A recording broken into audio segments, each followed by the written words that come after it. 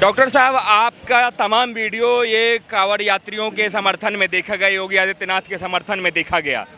अब ये जो नेम प्लेट का मामला है ये सुप्रीम कोर्ट में भी चल रहा है और दो सुनवाई हो चुकी है इस पे और सुप्रीम कोर्ट ने अंतरिम रोक लगा दिया। अब योगी आदित्यनाथ के तरफ का उनका जो वकील है उन्होंने कहा कि भाई साहब ये इसलिए ज़रूरी है क्योंकि कांवर खंडित ना हो, पवित्रता बनाए रखना ज़रूरी है। आप कैसे देखते हैं सुप्रीम कोर्ट ने जो इस पे स्टे लगा दिया, इंटरनल स्टे लगा दिया है नेम प्लेट? मुझे तो ऐसा लग रहा है जैसे मक्का मदीना में कांवड़ यात्रा निकाला जा रहा है। ये सुप्रीम कोर्ट तो कभी लगता है तुगलक फरमान जो जारी कर रहा है ना हर दिन हिंदुओं के खिलाफ। याद रखना, जिनके सपोर्ट में फरमान जारी कर रहे हैं ना, उनका जब वक्त आएगा ना सुप्रीम कोर्ट रहेगा ना संविधान रहेगा, और ना ये जज जो फैसला देने वाले हैं ना उनका भी एक दिन सर धड़ से अलग करके चौराहे पे लटका देंगे। खुला बोल रहा हूँ, खुला बोल रहा हूँ। किसको खुश करने की कोशिश कर रहे हो? किसी को? सुप्रीम कोर्ट सुप्रीम है इस देश में, संविधान के हिसाब चलता है। आप कह रहे हैं तुगलकी फरमान जारी करते हैं। क्यों बोल रहा हूँ? इस भारत में तभी तक संविधान है, इस भारत में तभी तक ये भाईचारा है ना जब तक ये हिंदू बाहुल्य है। जिस दिन इन शांति दूतों की आबादी ज्यादा हो जाएगी, ये जितना सिस्टम मेंटेन कर रहे हो ना सारा सिस्टम उखाड़ के फेंक दोगे। तुम्हें कांवड़ियों से दिक्कत हो रहा है? क्या अपराध किया भाई? इतने दूर दूर से नंगे पांव चल चल के आते हैं, पैर लथपथ हो जाती है खून से, और इतना मेहनत करके वो शुद्ध जल कांवड़ यात्रा का लाते हैं, और उनको जिस दुकान से खाने का मन नहीं है तो नहीं खाएंगे।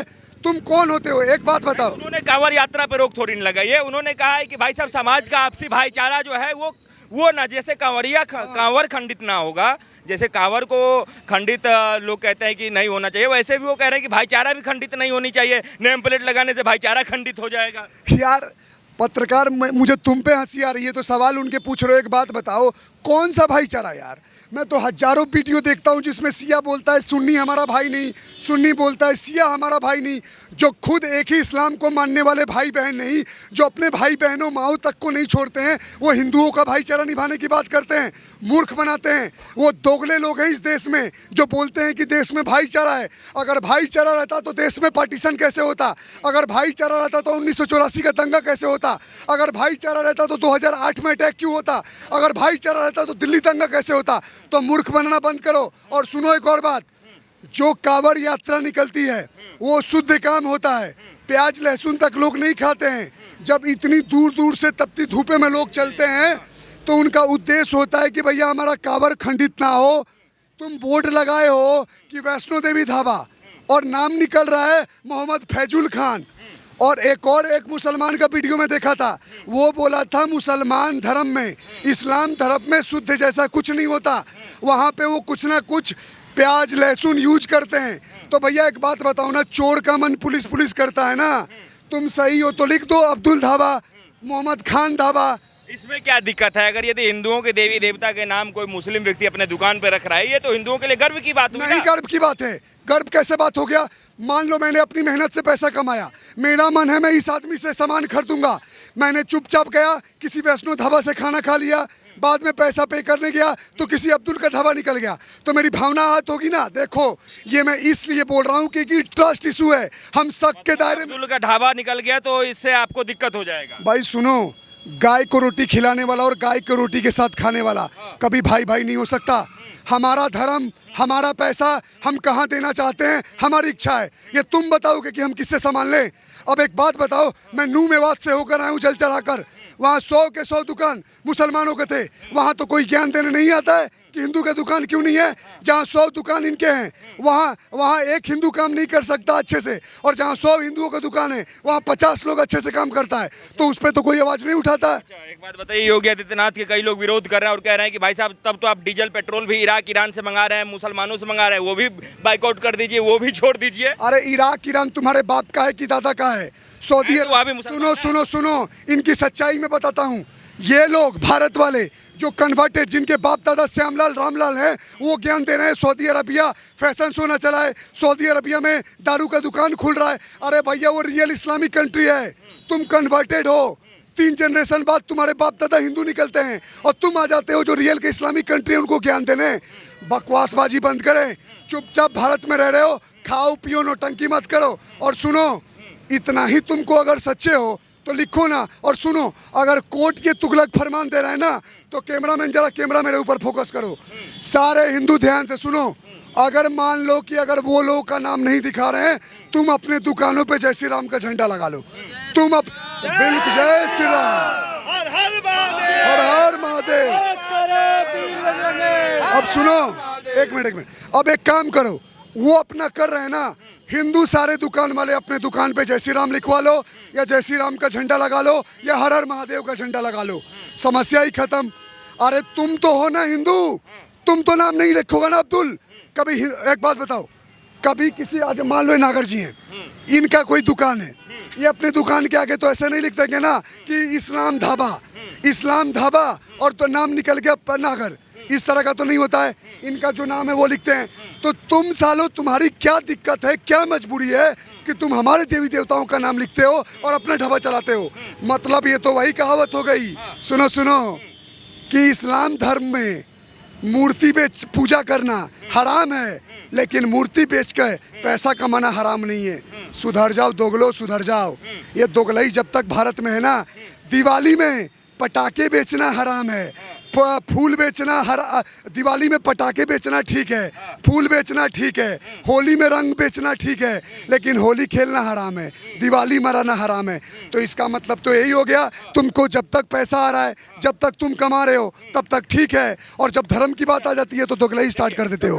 बात ऐसा है कि देश में कहीं भी जो है सो शांति भंग ना हो, इसके लिए पुलिस भी लगातार काम करती है और सरकारों को भी करना चाहिए। लेकिन विपक्ष का दल ये कह रहा है, विपक्षी दल ये कह रहे हैं कि भाई साहब योगी आदित्यनाथ जो है ना, वो लोकसभा में जो उनकी हार हुई अखिलेश यादव के सामने, उससे बौखला गए हैं और तरह तरह के ऐसे फैसला ले रहे हैं जिससे शांति जो है वो भंग हो जाए प्रदेश में, और आने वाला जो विधानसभा चुनाव है इसमें उनको फायदा हो जाए। तब एक बात बताओ, अगर अखिलेश यादव जीत गए हैं तो क्या वो सीएम बन गए हैं? क्या सीएम नहीं बने, फिर भी रिजल्ट तो बेहतर उन्होंने सुनो मैं क्या बता रहा हूँ। वो लोकसभा इलेक्शन था, ये विधानसभा इलेक्शन है, 27 में होगा ना। ये 30-20 सीट लाकर जिन लोगों ने अपनी औकात दिखाई है ना, याद रखना 2027 का जब चुनाव होगा ना, ये ना 10 के नीचे सारे गिरेंगे, सारे जोड़ के, क्योंकि सबने इनका चेहरा देख लिया। सोचने वाली बात है कि 10 सीट, 20 सीट, 30 सीट, 99 सीट लाकर तुम देश में ऐसे चोर में चल रहे हो जैसे तुम्हारी सरकार आ चुकी है, और यहाँ पे मोदी जी प्रधानमंत्री हैं, फिर भी उनमें घमंड नहीं है। मतलब तुम्हारा गठबंधन और बीजेपी का गठबंधन कुछ नहीं। अरे किसको बेवकूफ़ बना रहे हो? एक बात बताओ, अभी ऋषि सुनक वहाँ पे इंग्लैंड में चुनाव हारे हैं, 101 सीट लाए हैं 600 सीटों में, तो वो बोल रहे हैं मुझे हार एक्सेप्ट है। यहाँ पे ये पप्पू 99 सीट लाकर ऐसे चल रहा है जैसे मोदी जी को हटा दिया। कांवरियों पे हो तो बेहतर रहेगा। उस कांवरियों को लेकर के अखिलेश यादव और पूरे संपूर्ण विपक्ष का कहना था कि भाई साहब सुप्रीम कोर्ट ने इस बार संविधान बचा लिया, देश को बंटवारे होने से बचा लिया, नहीं तो फिर से इस बार देश जो है टुकड़े में बंट जाता। अरे जिसके बाप दादा देश को बांट दिए धर्म के आधार पे, जिसकी दादी ने इमरजेंसी लगा दिया, जिसके बाप ने सीओ के अपने दादा ने सीओ के अपने घर की जागीर समझ के दे दी, जो 1984 में सिख दंगा करवा दिया, वो लोग 72 में ये बांट दिया बांग्लादेश, उनसे आप उम्मीद करते हो कि संविधान खतरे में है? क्या संविधान, और अभी सुप्रीम कोर्ट उसी संविधान से चलने वाला, सुप्रीम कोर्ट जिंदा है, सुप्रीम कोर्ट के जज जिंदा है। सुनो, इतना ही अगर तानाशाही रहता ना, तो जो मोदी के खिलाफ अब सब बोल रहे हैं ना, उठा के जेल में भरने लगता। ये सिर्फ और सिर्फ समाज में भ्रम फैला रहे हैं कि संविधान में खतरे में है, आरक्षण हटा देंगे, हिंदू मुस्लिम करवा रहा है। सबसे ज्यादा संविधान बदला गया है कांग्रेस के राज में, सबसे ज्यादा हिंदू मुस्लिम हुआ है कांग्रेस के राज में। अरे बीजेपी के राज्य में तो सबसे ज्यादा मुसलमानों ने फायदा उठाया है। कुछ लोगों का कहना है कि जब तक सुप्रीम कोर्ट इस देश में है, संविधान देश में है, तब तक हिंदू मुसलमान को कोई नहीं लड़ा सकता है। ये जो नेता हैं वो हमेशा लड़वाने की कोशिश करते हैं, लेकिन संविधान और सुप्रीम कोर्ट हमेशा से जो है वो देश को बचाने के लिए सबसे आगे रहेगा। अच्छा, 84 में संविधान था कि नहीं? हाँ या ना भी जवाब देना, आपसे पूछ रहा हूँ। और 84 में ये सारे सुप्रीम कोर्ट थे, तो 84 में सिखों का नरसंहार कैसे हुआ? कैसे वो राजीव गांधी बोला कि जब एक पेड़ गिरता है जंगल का तो छोटे मोटे पेड़ अपने आप टूट जाते हैं? बोला था ना। जिसने 42 अमेंडमेंट लगाई, जिसकी दादी ने 42वां संशोधन करके संविधान में सेकुलर और डेमोक्रेटिक ऐड कर दिया। हमने मांगा था सेकुलर देश, जिस देश का तुमने धर्म के आधार पे विभाजन कर दिया, तुम बोलते हो कि ये सेकुलर देश है और बाकी धर्म के आधार पे देश है। तो बेवकूफ़ बनाना बंद करो। ये भारत अब जाके जितना अच्छा है ना, तुमने जितना लूटना था लूट लिए, तुमने जितना बर्बाद करना था बर्बाद कर दिए। अब जनता जाग चुकी है और हम सही फैसला लेंगे कि हमें किसको लाना है। भगवान राम का भी परीक्षा हुआ था ना, तो समझ जाओ बीजेपी का भी परीक्षा हुआ है। राम डॉक्टर साहब, आपको नहीं लगता है कि सरकार जो है या फिर जो लोग नेम प्लेट का समर्थन कर रहे हैं, उनका ये मानना है कि मुसलमानों को जानबूझकर परेशान किया जा रहा है ताकि नेम प्लेट लिखने के बाद उनको आर्थिक बहिष्कार हो जाए और वो कमज़ोर हो जाएंगे समाज में? अच्छा, नेम प्लेट का इशू क्यों आया है? एक साधारण सोचने वाली बात है कि लोग क्यों बोल रहे हैं कि अपना नेम प्लेट बनाओ। ऐसे तो कोई पागल नहीं है। तुम थूक लगा के तुम थूक देते हो जूस में, फल को नाला से धो देते हो, पेशाब कर देते हो फलों पे, और भाई मसाज पार्लर में बैठे तो थूक लगा के मसाज करते हो। तो भैया शक के आधार पे, ट्रस्ट इशू नहीं है, हमें भरोसा नहीं है कि ये जो कांवड़िया भाई इतनी पवित्रता के साथ चलते हैं, इनके साथ धोखा ना हो जाए, इनके जल को अशुद्ध ना कर दिया जाए, इनके आस्था के साथ खिलवाड़ ना हो, इसलिए किया जा रहा है। वरना इनको क्या प्रॉब्लम थी भाई? ये जाते किसी दुकान से ले लेते, इनसे पूछो। तो कह रहे हैं कांवड़ियों को अभी भी दिक्कत नहीं है, उनको हिंदू मुसलमान से कोई दिक्कत नहीं है। कांवड़िया भोले की तरह भोले होते हैं। सुनो, भोले की तरह भोले होते हैं, लेकिन जब ये तांडव करने पे आ जाते हैं ना, तो अच्छे इनके आगे नहीं टिकते हैं। तो हर हर महादेव। और सुनो, चलो एक पल हो सकता है कि लोग बोले मैं झूठ बोल रहा हूँ। इन लोगों से पूछो, क्या इनको अगर कोई दुकान वाला अब्दुल नाम रख दे राम जी हनुमान जी के नाम पे और वो सामान बेचेगा तो लेंगे? क्या इनको हिंदू दुकान नहीं चाहिए? आप खुद चाहिए, वो तो चाहिए। लेकिन डॉक्टर साहब, आपने सुप्रीम कोर्ट पे और उनके जजों पे सवाल उठाया। आपके लिए यही सुप्रीम कोर्ट और यही जज तब बढ़िया हो जाता है जब राम मंदिर का फैसला दे देता है। सुनो। आपके लिए यही सुप्रीम कोर्ट और यही जज तब बढ़िया हो जाता है जब आपको लगता है कि आपके पक्ष में फैसला आ गया है। और जब आपको लगता है कि नहीं, ये हमारे पक्ष में फैसला नहीं आया, तो सुप्रीम कोर्ट और जज जो होते हैं वो खराब हो जाते हैं, तुगलकी फरमान देने वाले हो जाते हैं। अब सोचने वाली बात है। सवाल तो आपने बहुत अच्छा पूछा है। जब फैसला हिंदू पक्ष में आता है, ये देखो, जब फैसला हिंदू पक्ष में आता है तो यही जो शांति दूत है जजों तक को मारने का आदेश दे देते हैं, उनके नाम का फतवा तक जारी करने लगते हैं। जो जज फैसला देता है वो खुले में घूल नहीं पाता है। और वही जब हिंदू पक्ष के खिलाफ आ जाता है, तब मैंने तो आज तक नहीं सुना है कि किसी हिंदू संगठन ने किसी जज को सर तन से जुदा का नारा लगा दिया हो, किसी जज को घर से निकलने में दिक्कत होती हो, वो हिंदू पक्ष के खिलाफ फैसला देकर भी चौर में घूमता है। तो कहीं ना कहीं अब समझो, विचारधारा समझो। राम मंदिर का फैसला, अब क्या बात कर रहे हो यार? 30-35 हजार मंदिर तोड़ दिए, 30-35 हजार मंदिर ले लिए। एक मंदिर का, एक 500 साल पुराना मंदिर का संघर्ष चला तो आज पूरा हुआ है। अभी तो मुझे ये भी नहीं लगता कि काशी और मथुरा वाला कब बनेगा।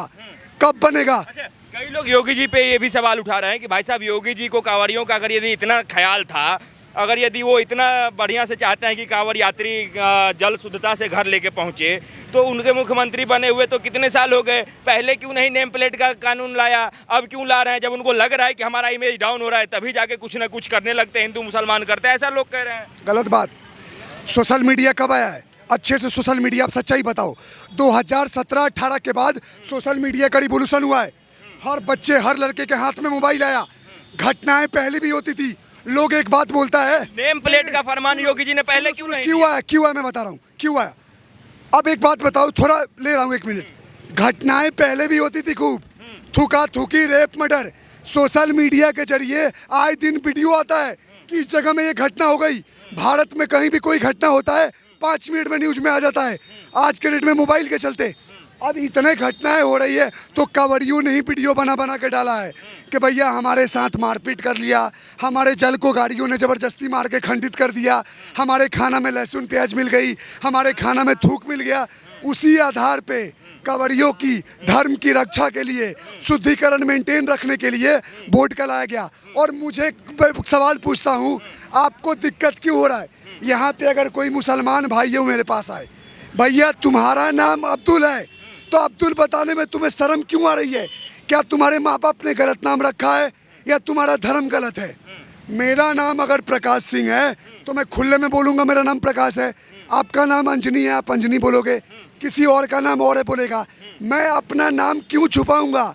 क्या मेरे माँ लोग तो कह रहे हैं कि योगी जी ने अपना नाम छुपा लिया। योगी जी का नाम तो आदित्यनाथ है, उससे पहले अजय सिंह बिष्ट है, तो सिर्फ योगी क्यों लिखते हैं? नाम तो योगी जी छुपा रहे हैं और कह रहे हैं दूसरों को। वो क्या बोलते हैं, नाथ पंथ संप्रदाय से आते हैं। हाँ। वो योगी आदित्यनाथ एक उनका टाइटल है, उनका नाम जानते हैं लोग, अजय जानते सिंह हैं। बिष्ट उनका नाम है, तो लोग कह रहे हैं कि भाई साहब नाम उन्होंने अपना बदल लिया, और लोगों को कह रहे हैं कि नेम प्लेट लिखो ढाबे को। भाई साहब वो नाम उनके चुनाव में आने से पहले से था। सुनो, दोनों में फ़र्क होता है। क्या आप सवाल पूछ रहे हो? एक मिनट, दोनों में आप क्या सवाल पूछ रहे हो मालिक?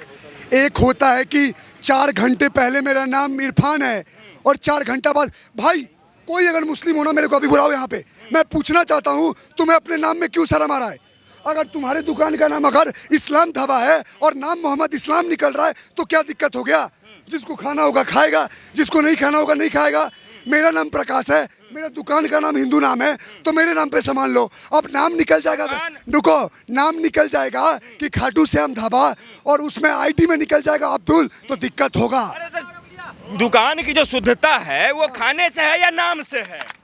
खाने से ना होगा दुकान की शुद्धता भाई साहब, कि नाम से हो जाएगा? सुनो सुनो, बोला जाता है ना, शेक्सपियर ने कहा है नाम में क्या रखा है। भाई भारत देश में प्रकाश सिंह बोल रहा है, नाम में ही सब कुछ रखा है। नाम में ही आतंकवाद है, नाम में ही अशुद्धिकरण है, नाम में ही दोगलई है, नाम में ही वातावरण खराब हो रहा है, तो नाम में ही सब कुछ है।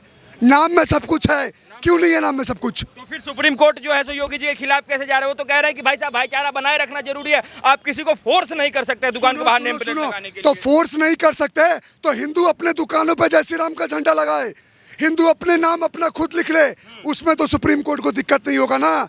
मेरा नाम, मेरा दुकान, मेरे लोग आए, नहीं चाहिए हमें। हिंदू तो लिख रहे हैं, मोहब्बत की दुकान लिख रहे हैं अपने दुकान के बाहर, ना नाम किसी का नाम, ना हिंदू ना मुसलमान, ये है मोहब्बत की दुकान, ऐसे लिख रहे हैं। वो दोगले हैं, वो मतलब वो ऐसे हो बोल गए। रहा हूँ, भाईचारा भाईचारा चारा बनते गए।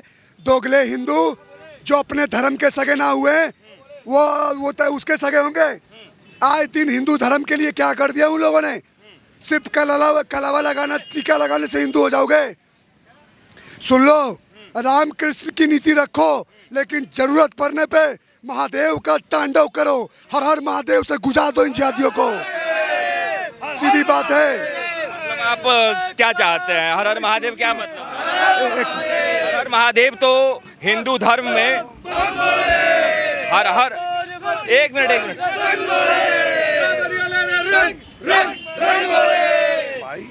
आप एक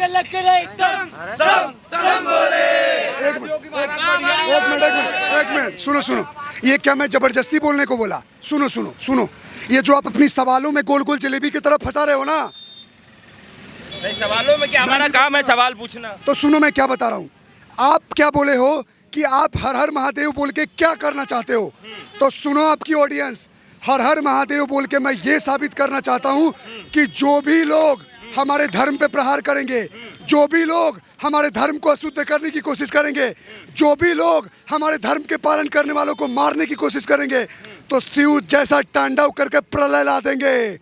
याद रखो, अहिंसा परमो धर्मम बोला जाता है ना, लेकिन धर्म हिंसा तथैव च भी है। अहिंसा हमारा परम धर्म है, लेकिन धर्म की रक्षा करना, साधु संत की रक्षा करना के लिए लड़ना भी हमारा धर्म है।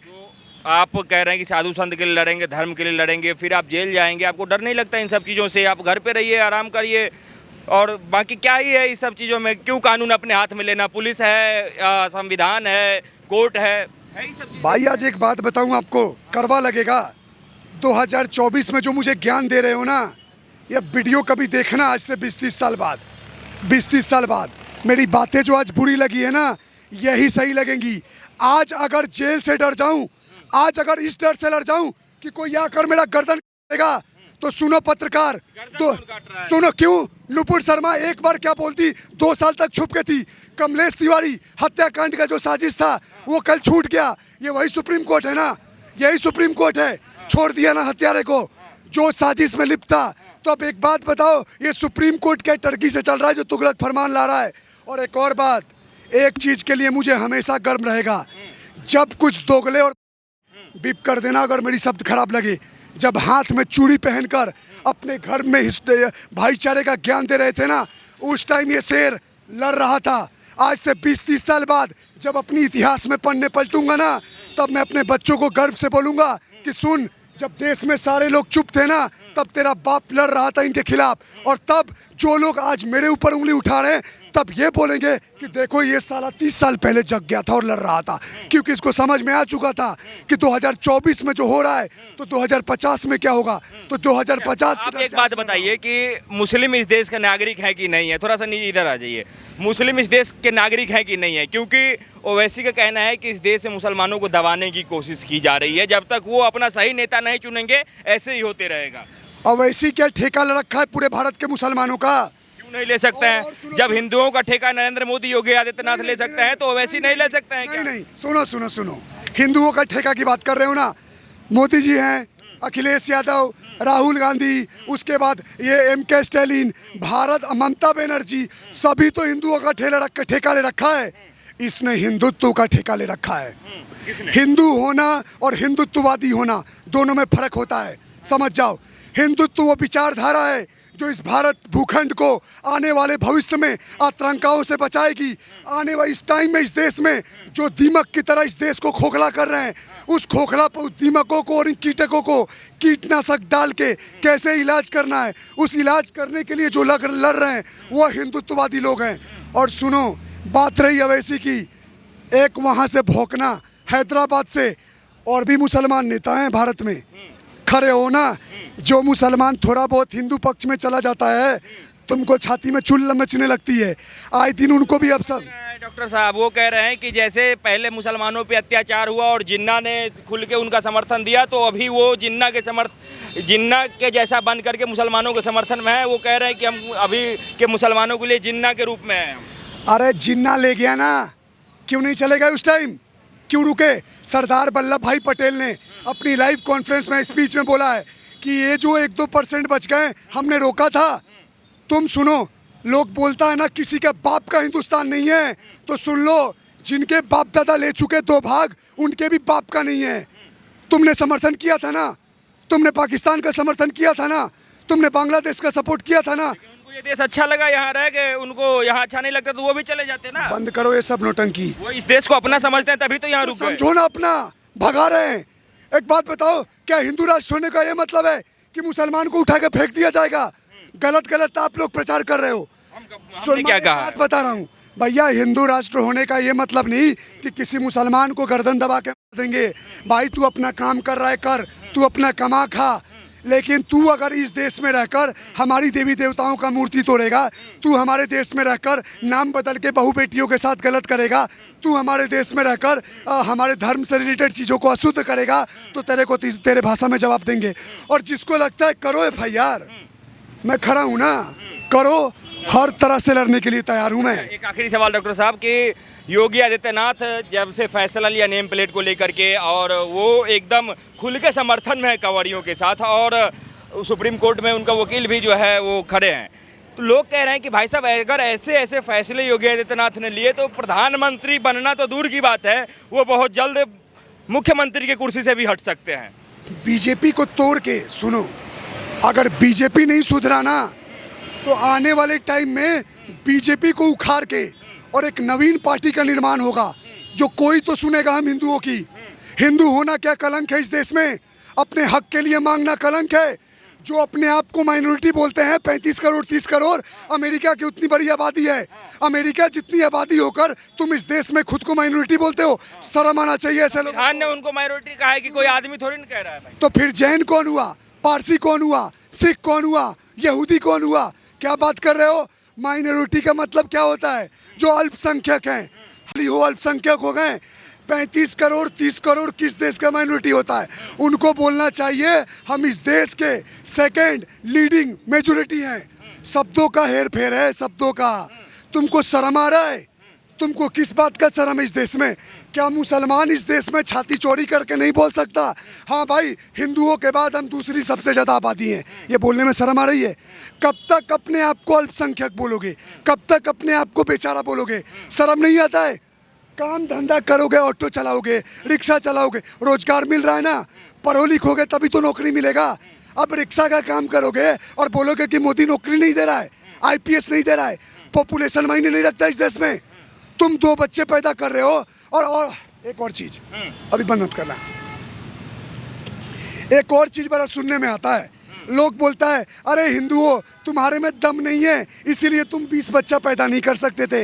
अबे सोन 20 क्या 50 कर दें, लेकिन आदमी को सोचना चाहिए आबादी भी मायने रखता है। आप अगर 2 बच्चों पैदा करते हो तो उनके पालन पोषण में खर्चा है, स्कूल में खर्चा है, आपको खिलाने पिलवाने परिवार में।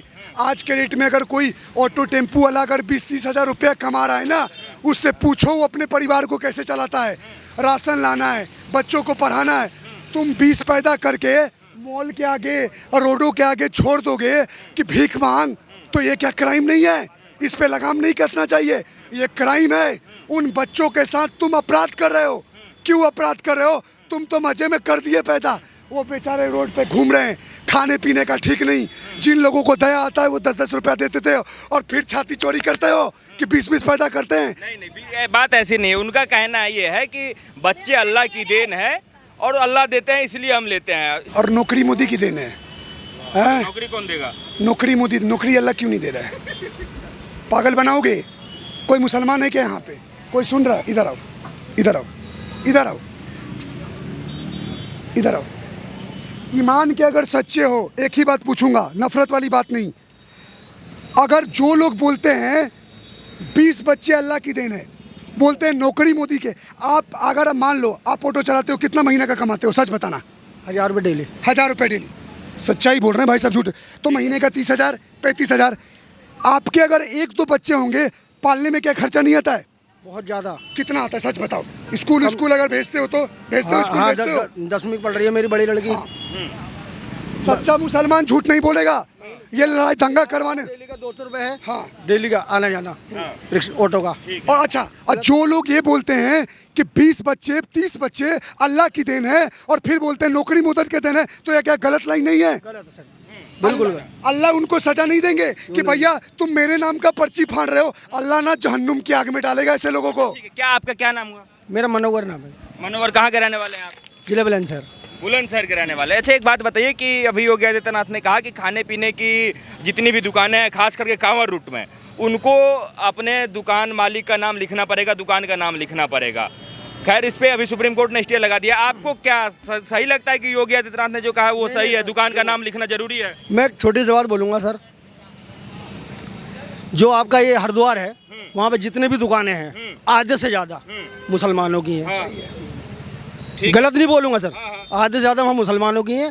लेकिन उन्होंने अपनी दुकानों का आगे पहले जो नाम था, पहले भाई लोग कहाँ पर हर साल लेने जाते थे, सामान लेते थे हमसे। इस बार सामान नहीं ले रहे, इस बार खान लिख दिया उन्होंने। तो भैया ये भी समझदार है, खान की दुकान से सामान ले लेंगे, तो फिर वो वहाँ का परिवार क्या करेगा? नाम प्लेट लिखना सही है या गलत है? योगी जी ने सही किया है गलत? गलत है सर, बिल्कुल है। चलो मैं इससे सामान नहीं बिकेगा, भाईचारा खत्म हो रहा है समाज में। अच्छा चलो मैं देखा भाई साहब, ये मोहम्मदन है, कह रहे हैं ना गलत है। चलो। ऐसे में कैसे चलेगा? अब कमजोर हो रहा है ना, देश का एक वर्ग कमजोर हो रहा है, 1 महीने उनसे कोई सामान नहीं खरीदेगा। अब सटीक भाषा में जवाब यही दे देंगे। आपका नाम क्या है भाई साहब? मनोवर नाम है इनका। हाँ, मनोवर नाम है। मनोहर जी, आप जब ऑटो में बैठते हो, मैं आपका चेहरा देखकर बता सकता हूँ आप हिंदू की मुसलमान हो। आपका नाम पूछेंगे, अगर बारकोड लेंगे, मैं ऑटो में बैठा, भाई साहब मेरे को छोड़ दो, वसुंधरा छोड़ दो, आप आओगे? मैं आपके ऑटो में लिया, आपसे बातों बातें पूछ लिया, और भाई साहब आपका नाम क्या है? अगर मैं आपका नाम पूछने के बाद क्या मैं नहीं बैठता हूँ? आपके क्या हिंदू सवारी नहीं है? ईमान से बोलना। मैं हिंदू सवारी पैसे देती है। अब सबसे ज़्यादा रक्षाबंधन पे, दिवाली पे, होली पे कौन पैसे देता है? हाँ सुनो, अब सोचो, सबसे ज़्यादा काम हमारा इन्हीं लोगों से भाई, और क्या। अब इधर सुनो, अब इनका नाम पूछने के बाद भी मैं ऑटो में बैठ रहा हूँ, तो मुझे भरोसा है। इनसे किस बात का नफरत है? जो कांवर, अच्छा चोर का मन पुलिस, अगर ये अपने ऑटो पे हर हर महादेव लिखवा ले, जय श्री राम लिखवा ले, अपना नाम अगर सुशील बोल दे, ध्यान देना मेरी बातों को, अगर ये अपना नाम बोल दे मेरा नाम मोहन लाल है, और जब बारकोड स्कैन किया इनका नाम मुनव्वर निकल गया, तो क्या ये अपराध नहीं है? आप धोखा किसको दे रहे हो? आप एक बात बताओ, आपका नाम, आपका नहीं, एक मिनट, आपका नाम आपके माँ बाप ने रखा है, आपका नाम कितना प्यारा है, मुनव्वर नाम, गर्व है इस्लाम पे, मुस्लिम होने पे, नाम जिसने रखा है उस पे गर्व है, अपना गर्व है। अब अपने दुकान का नाम, सच भाई साहब वो नहीं हिंदू मुस्लिम वाली बात, अगर आप अपने ऑटो पे नाम लिख दिए जय श्री राम, अपना नाम बता दिए सुशील और बारकोड पे निकल गया मुनव्वर, क्या अपराध नहीं है? अपराध है। यही बात, तो यही अपराध जो आप बस कह रहे हैं। चोर का मन पुलिस करता है। अगर आप सच्चे हो तो लेंगे, इन कवरियों से पूछो भाई सच बोलना। अगर इनके नाम पे बोर्ड पे अगर मुसलमान नाम भी है और आपको सामान लेना है तो क्या भेदभाव करोगे? नहीं लोगे? जरूर लोगे। अगर आपको जो लेने वाला होगा जरूर लेगा। मुनव्वर जी एक बात बताइए कि जो आपने कहा कि हरिद्वार में आधे से ज्यादा मुसलमानों की दुकान है, तो वो लोग अपना नाम बदल के दुकान क्यों चला रहे थे अभी तक? कहीं पे शिव गंगा होटल तो कहीं पे वैष्णो माता गलत है होटल। ना सर, वही तो बात, गलत तो गलत ही है। योगी जी ने कहा कि अपना नाम सही नाम लिखना है दुकान के बाहर में, ताकि कांवड़ियों को ये लगना चाहिए कि भाई साहब शुद्ध भोजन की व्यवस्था है यहाँ पे, क्योंकि पवित्रता की बात है उसमें, कितना मेहनत से जल लेकर के वो आते हैं। तो उसका विरोध कर रहे हैं योगी आदित्यनाथ। आप योगी आदित्यनाथ का समर्थन कर रहे हैं या विरोध कर रहे हैं? देखो जी, विरोध हम कुछ नहीं कर रहे, समर्थन भी नहीं कर रहे हैं, सीधा बोलना। नहीं इनका तो आप किसके साथ हैं? कांवड़ियों के साथ हैं या उन दुकान वालों के साथ हैं? नहीं ऐसा कुछ नहीं है सर, किसी के साथ नहीं है। हम तो हमारे भाई लोग हैं, जब भी तो मैं यहाँ खड़ा हूँ। लेकिन इतना कहेंगे कि हाथ क्यों उठा रहा हूँ? लेकिन इतना कह रहे हैं, अरे जो गलत है वो लेकिन गलत इतना है तो ना। कह रहे हैं कि नेम प्लेट नहीं लगना चाहिए दुकान पे। आप ये बात कह रहे हैं, ठीक है। और जिसको नहीं लेना होगा उसको क्या करोगे फिर? अगर मुझे आपके ऑटो में नहीं बैठना है तो आप जबरदस्ती करोगे?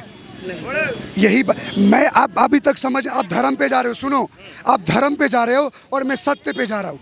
मैं ये बोल रहा हूँ, आपका नाम आपकी पहचान है, आपके माँ बाप ने दिया है।